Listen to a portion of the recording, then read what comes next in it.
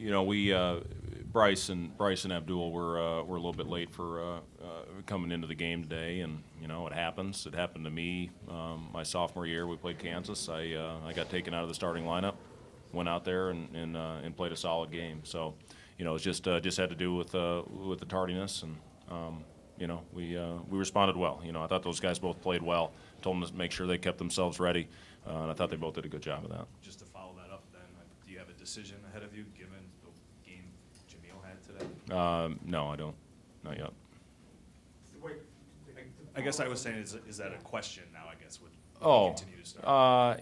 We'll see. I mean, I got a lot of film to watch today, and we'll make that determination tomorrow.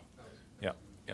But talk about what you guys do differently defensively. I thought they weren't as comfortable. They were so comfortable down there, especially early in that game with getting uncontested shots. Some of those came off of offensive rebounds by their guards.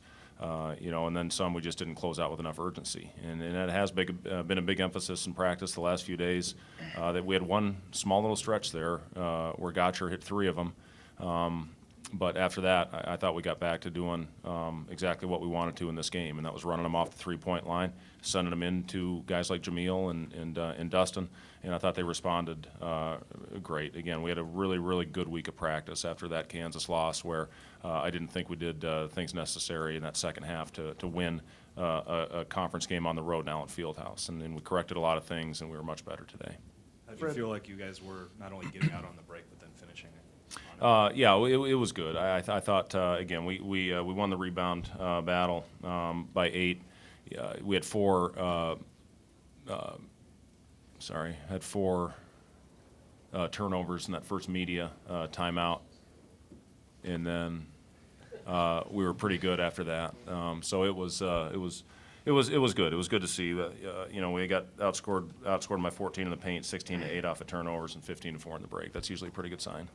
Fred, how much did the better defense at the three-point line manifest itself in these practices? You talked about the first one being very good, but I know you had another. Yeah, it had really all 3 of them. And that's the one benefit again of playing the Saturday, Monday games, especially when you're playing a team for the second time. You can have the corrections, but we should know what they're running. Difficult thing about Oklahoma is they run a million sets and they run a million different actions and have a lot of quick hitters. So this one will be a tough one. But what that provides you is an opportunity to practice for 3 days leading into your next game and make corrections, and that's what we've done. That's what we did this week. How was Jamil able to be so productive? Just energy, running, getting out in the break. I thought he was phenomenal. The 3 blocks, 8 rebounds. I'd like to see him get a few more in that offensive rebound category, but he competes, man. He's out there flying around. It's fun to watch him. Naz mentioned how bothered he was about you guys being ranked in some defensive statistics. Is that something you point out to him, use as motivation, I guess? Yeah, we talked about it. We talked a lot about it these last few days, and it's something that these guys, if you have pride, you correct it. If you don't, you keep going along that same trend. And again, I thought we corrected it in a big way here this week. Any specific ones that you really pointed out to? Big ones. A 3-point defense is one. They're teams are shooting 38% from behind the arc on us. Points per game for us is going to be higher because of the pace we play. But still, our adjusted defense isn't very good. It's last in our conference. So that can get a lot better. And we took a step in the right direction today. Now it's being consistent. We got 8 games left. You can't keep going back every 2 or 3 games and we didn't do this game. We need another learning experience. We need to learn from this. You can't have that this second half of the conference season.